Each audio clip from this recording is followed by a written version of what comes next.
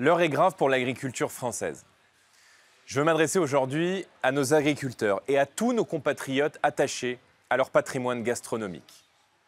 Le traité de libre-échange entre l'Union européenne et le Mercosur, composé notamment du Brésil, pourrait être ratifié très bientôt malgré le vote de rejet de l'Assemblée nationale et du Sénat.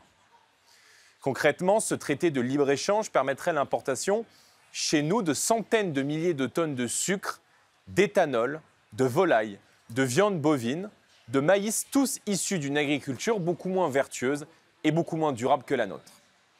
Si par malheur, elle devait être autorisée, cette concurrence déloyale supplémentaire ravagerait l'agriculture française. Les conséquences du déferlement de produits à bas coût venus du Brésil ou d'Argentine seraient dévastatrices pour nos filières, pour notre ruralité, pour notre souveraineté alimentaire. Elles seraient aussi particulièrement alarmantes pour votre santé puisque les exigences de qualité ne sont pas les mêmes que chez nous et que les possibilités de contrôle seront par définition réduites. L'imposition à marche forcée de ce traité de libre-échange en dit long également sur les méthodes de l'Union européenne, incapable de tirer les leçons des dernières années, notamment de la pandémie mondiale, de la guerre en Ukraine ou des dernières élections européennes. Incapable de reconnaître que l'agriculture n'est pas une marchandise comme une autre, mais la garantie de l'autonomie et de la souveraineté.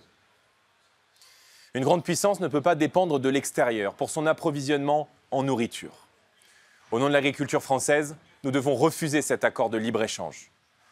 Dans les circonstances difficiles, qui sont toujours celles de l'agriculture française et de nos agriculteurs confrontés à des défis immenses et à l'inaction des pouvoirs publics face aux crises, le Rassemblement national se tiendra comme toujours auprès des agriculteurs français.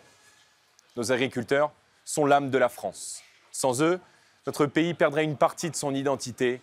Alors avec nous, défendez nos agriculteurs.